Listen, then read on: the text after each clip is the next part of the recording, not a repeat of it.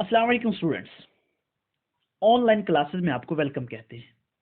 उम्मीद करता हूं कि आप सब खैरियत से होंगे। आज से हम अपनी लेक्चर सीरीज का आगाज करते हैं सेकेंड ईयर के लिए, और मैं इस लेक्चर सीरीज में आपको जितना भी डाटा प्रोवाइड करूंगा वो सारे का सारा स्मार्ट सिलेबस के मुताबिक होगा।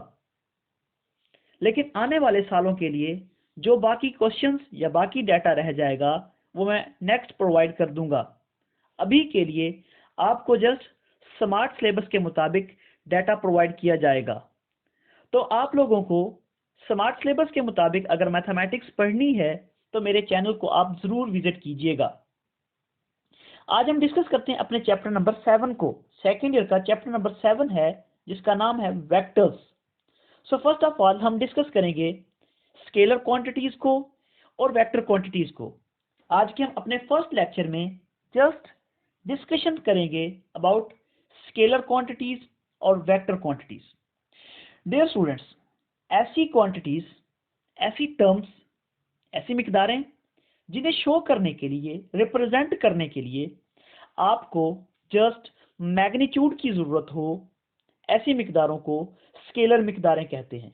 मैं यहाँ पे लिखूंगा ओनली, यानी कि those quantities having required only magnitude for their description.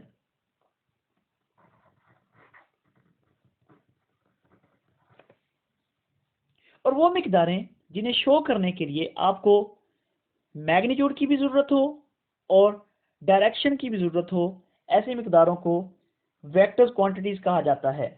यानी ऐसी मिकदारें जिन्हें रिप्रेजेंट करने के लिए नंबर 1 हमें मैग्नीट्यूड की जरूरत हो प्लस डायरेक्शन की जरूरत हो, ऐसी क्वांटिटीज को वेक्टर क्वांटिटीज कहा जाता है। डियर स्टूडेंट्स, मैं आपको एग्जांपल से समझाता हूं। मिसाल के तौर पर मैं आपसे कहता हूं 5 किलोग्राम चीनी या 5 किलो चीनी। अब देखें, आपको मेरी बात मुकम्मल तौर पर समझ आ चुकी है। मैं कहना चाहता हूं 5 किलो चीनी। अब ये जो मास है जिसे मैंने जस्ट केजी से रिप्रेजेंट किया है, ऐसी मिकदार को स्केलर मिकदार कहते हैं।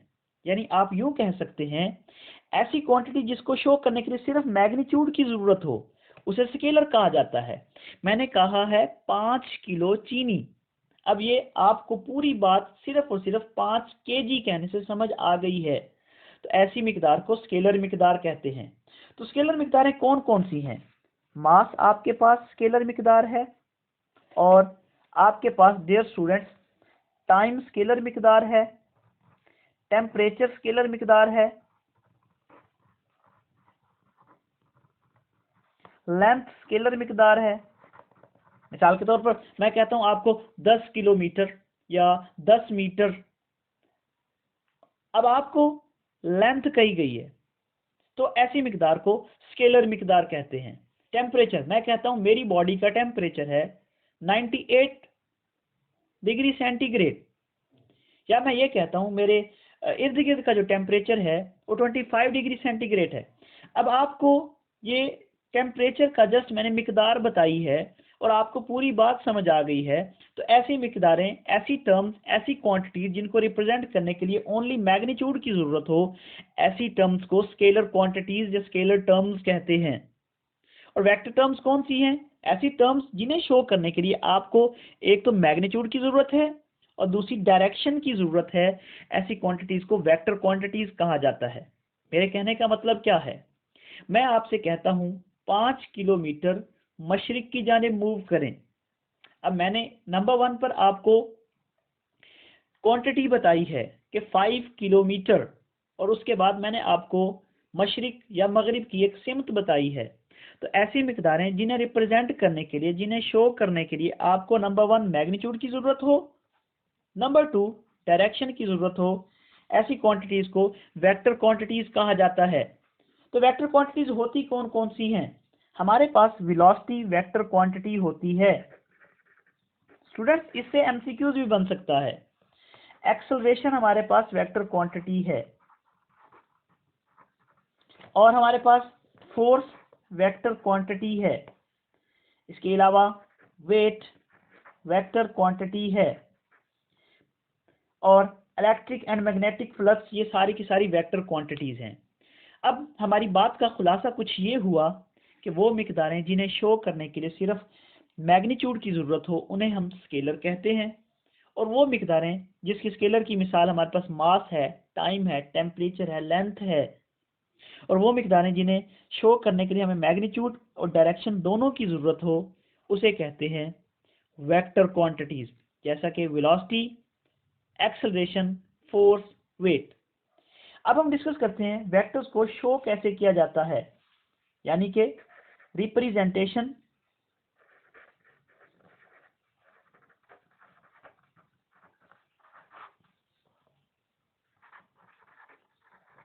अब हम डिस्कस करते हैं रिप्रेजेंटेशन ऑफ वेक्टर।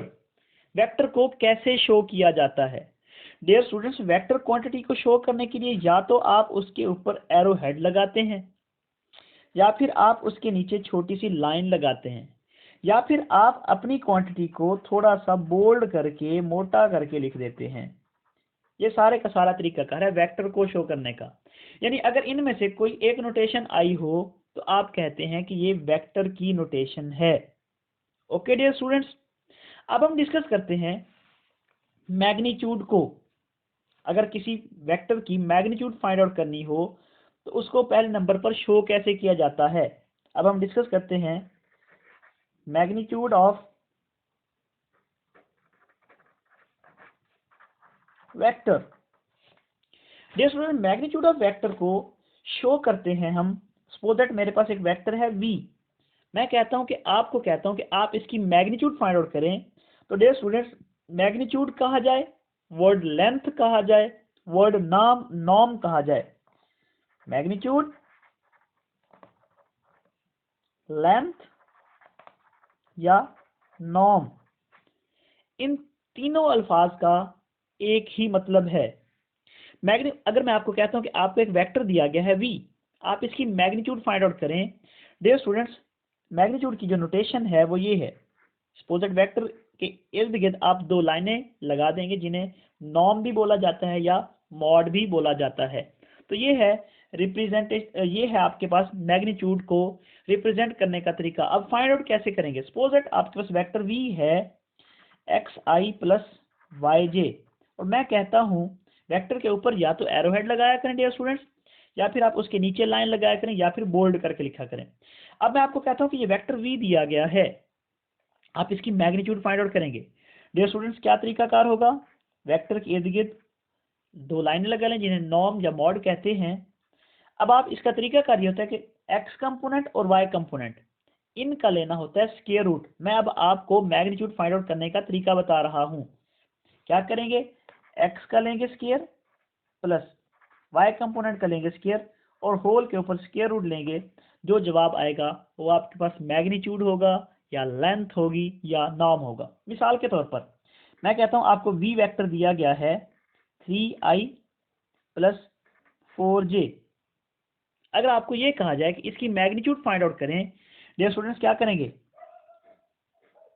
मॉड या नॉर्म। तरीकाकार मैंने अभी बताया है, x कंपोनेंट का स्क्वायर लेना है, y कंपोनेंट का स्क्वायर लेना है, और ऊपर स्क्वायर रूट ले लेनी है। तो x कंपोनेंट का स्क्वायर क्या आएगा, यानी कि 3 का स्क्वायर प्लस y कंपोनेंट क्या है 4, इसका स्क्वायर, ऊपर ले लेंगे स्क्वायर रूट।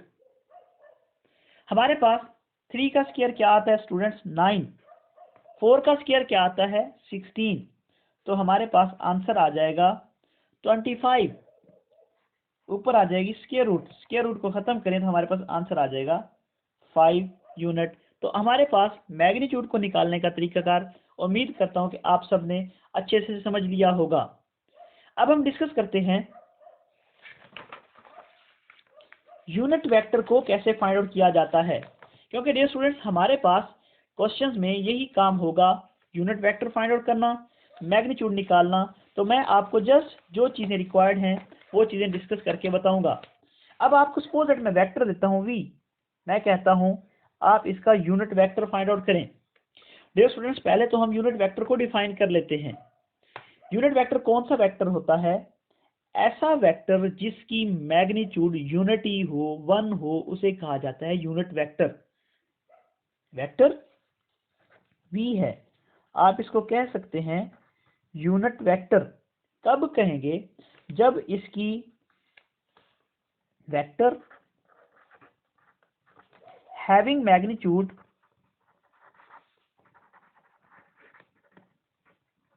वन या unity is called unit vector.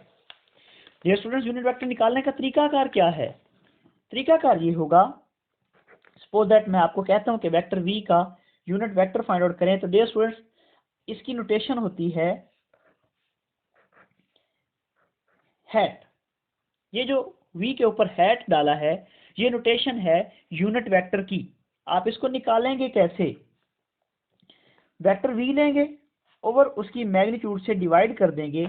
जो इसके बाद आपके पास जवाब होगा वो आपके पास यूनिट वेक्टर कहलाएगा या यूनिट वेक्टर होगा। मिसाल के तौर पर मैं आपको वेक्टर v देता हूं, वही पिछले वाली क्वेश्चन एग्जांपल 3i + 4j। मैं आपसे कहता हूं आप इसका यूनिट वेक्टर फाइंड आउट करें। डियर स्टूडेंट्स, यूनिट वेक्टर को फाइंड आउट करने का क्या फार्मूला है? वेक्टर ओवर वेक्टर की मैग्नीट्यूड। तो क्या करेंगे डियर स्टूडेंट? पहले आप लिखें we have formula vector over vector magnitude. So आपका वेक्टर ये है, इसकी मैग्नीट्यूड क्या होगी? डियर स्टूडेंट, मैंने अभी आपको मैग्नीट्यूड निकालने का तरीका बताया है। क्या होगी? इस कंपोनेंट का स्क्वायर और इस कंपोनेंट का स्क्वायर, होल के ऊपर ले लेंगे square root. 3 square plus 4 square whole square root. तो ये आपके पास अभी हमने सॉल्व किया था, इसका आंसर 5 आता है। अब यूनिट वेक्टर का फार्मूला है वेक्टर ओवर वेक्टर मैग्नीट्यूड। तो कैसे लेंगे डियर स्टूडेंट्स? वेक्टर आपको क्या दिया गया है? 3i + 4j। मैग्नीट्यूड क्या है? 5 है। तो आप इसको यूं लिख सकते हैं 1/5 × 3i + 4j। तो डियर स्टूडेंट्स, हमारे पास ये तरीकाकार हुआ वेक्टर की मैग्नीट्यूड को फाइंड आउट करने का और यूनिट वेक्टर को फाइंड आउट करने का। ये हमारे पास प्रोसेस हुआ। आज के लेक्चर में, अब के लेक्चर में हमने जो डिस्कस किया है वो जस्ट हमने एक तो डिस्कस किया है स्केलर्स को, फिर हमने डिस्कस किया है वेक्टर्स को, फिर हमने मैग्नीट्यूड को फाइंड आउट करने का तरीकाकार निकाला देखा है, उसके बाद हमने यूनिट वेक्टर को लास्ट में डिस्कस किया है। तो हम अपने लेक्चर को रिवाइज कर लेते हैं। वेक्टर्स कौन सी क्वांटिटीज होती हैं? ऐसी क्वांटिटीज जिन्हें रिप्रेजेंट करने के लिए हमें मैग्नीट्यूड और डायरेक्शन की जरूरत होती है। स्केलर कौन सी क्वांटिटीज होती हैं? ऐसी क्वांटिटीज जिन्हें रिप्रेजेंट करने के लिए हमें जस्ट मैग्नीट्यूड की जरूरत हो। फिर मैंने आपको रिप्रेजेंटेशन ऑफ वेक्टर बताई है कि वेक्टर को रिप्रेजेंट करने के लिए या तो आप एरो हेड लेते हैं डियर स्टूडेंट, या फिर आप नीचे लाइन लगाते हैं बार, या फिर आप वर्ड को मोटा करके लिखते हैं। हमने वेक्टर की मैग्नीट्यूड को फाइंड आउट करने का तरीकाकार भी डिस्कस किया है। सपोज दैट कोई वेक्टर है, उसकी मैग्नीट्यूड को रिप्रेजेंट किया जाता है मॉड से। सपोज दैट वेक्टर है xi + yj। अब तरीकाकार क्या है? जो x कंपोनेंट है उसका स्क्वायर लिया और y कंपोनेंट का स्क्वायर लिया, होल के ऊपर स्क्वायर रूट आ गया। मैंने वेक्टर की आपको मैग्नीट्यूड फाइंड आउट करने के लिए एग्जांपल दी है। सपोज दैट v इक्वल है 3i + 4j। तो इसकी मैग्नीट्यूड फाइंड आउट करने का क्या तरीकाकार है? वेक्टर v होल मैग्नीट्यूड मतलब तरीकाकार इसका ये है कि वेक्टर v के जो कंपोनेंट हैं i और j, इसमें से 3 का स्क्वायर लिया और 4 का स्क्वायर होल के ऊपर स्क्वायर रूट लिया, इसको सॉल्व किया तो हमारे पास 5 यूनिट जो आई है ये इसकी लेंथ या मैग्नीट्यूड आ चुकी है। लास्ट में हमने डिस्कस किया यूनिट वेक्टर को फाइंड आउट करने का तरीकाकार। यूनिट वेक्टर कौन सा होता है? ऐसा वेक्टर जिसको फाइंड आउट करने के लिए जस्ट मैग्नीट्यूड की जरूरत, ऐसा वेक्टर जिसकी मैग्नीट्यूड 1 हो या यूनिटी हो, उसको कहते हैं यूनिट वेक्टर। यूनिट वेक्टर को रिप्रेजेंट किया जाता है a हैट से या v हैट से। ये जो v हैट लिखा है ये रिप्रेजेंटेशन ऑफ यूनिट वेक्टर है। v हैट इक्वल है v वेक्टर। अब इसका फार्मूला क्या होता है? v हैट इक्वल है v ओवर v के मैग्नीट्यूड के। जो स्टूडेंट्स, मैंने एग्जांपल की सपोज दैट v वेक्टर है 3i + 4j। अब आपको कहा गया कि इसकी यूनिट वेक्टर को फाइंड आउट करें। तो फार्मूला है वेक्टर v और वेक्टर v की मैग्नीट्यूड। इसकी मैग्नीट्यूड को फाइंड आउट करने का तरीकाकार जो पीछे हमने देखा वो अप्लाई किया और जस्ट अपने फार्मूले में वेक्टर जो 3i + 4j था वो पुट किया और नीचे मैग्नीट्यूड पुट की। तो हमारे पास ये जो जवाब आया है ये यूनिट वेक्टर है हमारे गिवन वेक्टर का। तो आज के लेक्चर हमारा यहाँ पे कंप्लीट हुआ। नेक्स्ट लेक्चर में इंशाअल्लाह हम अपने कुछ सिलेबस के मुताबिक क्वेश्चंस और एग्जांपल्स को सॉल्व करेंगे। Thank you for watching my videos. Allah Hafiz.